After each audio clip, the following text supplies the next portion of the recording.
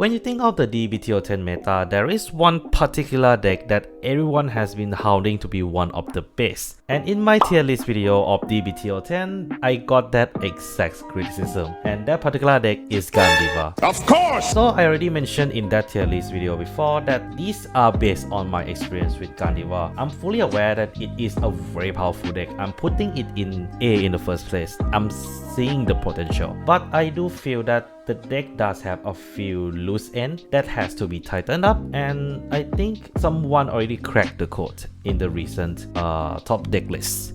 And that has been the deck list that a lot of people has been using. But today we are not talking about that deck list, but rather what makes Ghandiva so good in a little bit more detail, as well as what are possible preventive measures you can kind of take with the deck, as well as a possible counter to it. And before you guys say anything, yes, there is a counter. It's a little bit specific though. So if you guys enjoy this kind of content, consider clap that subscribe button as it would help me tremendously. And without further ado, let's get into what makes Ghandiva so strong in the first place. When talking about Ghandiva, one of the most ridiculous aspects of this deck is of course the power and also the ridiculous amount of resource that it can generate. When in terms of power, it has a lot of similarity to Strike Grace mechanic in a sense that it does gain power based on the number of cards you bind face down in your bind zone. And not only that, Ghandiva get additional crit on top of that, and there is a card like Alphasa that enable the deck to be able to attack more than 3 times per turn.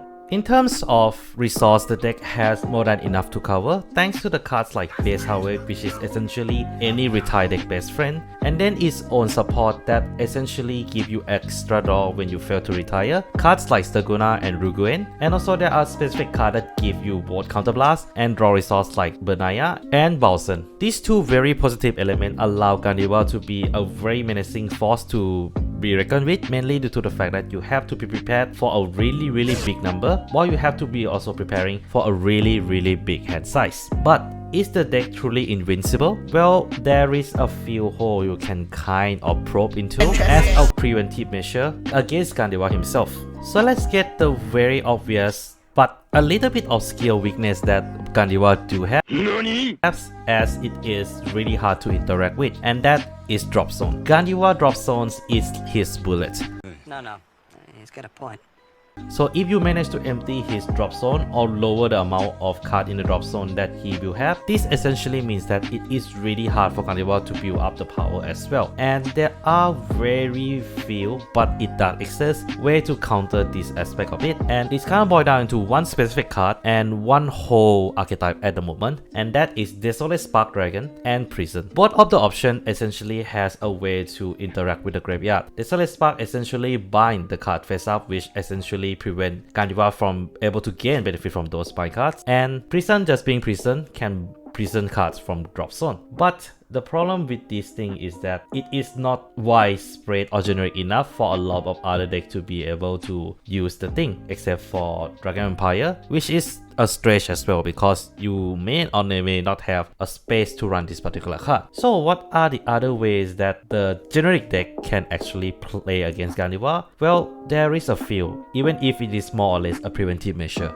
And that is playing around with Ghandiva's effects. Ghandiva's effect, interestingly enough, is actually a weakest link of the deck, but at the same time it is also the strongest link of the deck because of the fact that the card has a potential to mass retire your whole field. Of course, that is depending on your board. If you have more red cards with the same grade, that actually will prevent opponent from being able to burn a lot with Ghandiva, and I feel that that is the where you can actually aim, because if you are able to prevent Ghandiva from retire a lot of your cards, this means that they have to commit their hand to get more bind card resource in general. And yes, the bind cards still fill up as they play the game, but the fact that they will have a much lesser hand size will definitely help you, as most of the time you will survive at least 1 to 2 Ghandiva's turn. So by reducing the amount of hand size they can gain, you can take that as your advantage to actually rush the Ghandiva to get a win from it. And of course, there are other ways to essentially help you with the game as well, by things like damage denying, just to prevent all the card effect from being activated at all, or essentially just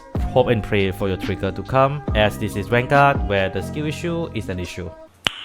Nice. So to conclude, Ghandiva has a really strong power and resource gaining capability, but it can be countered by targeting its resource itself, and that is a drop zone, as well as control your bot well, as it will heavily affect the opponent hand size. So what do you guys think of this particular advice? I'm fully aware that it is far from being a good advice because it requires a lot of testing and a lot of getting used to fighting against Ghandiva. But what do you guys think? Do leave in the comments below for your thoughts about possible way of countering Ghandiva. And yeah, that's all I have for today, guys. Take care of yourself, and this is McMegane signing out.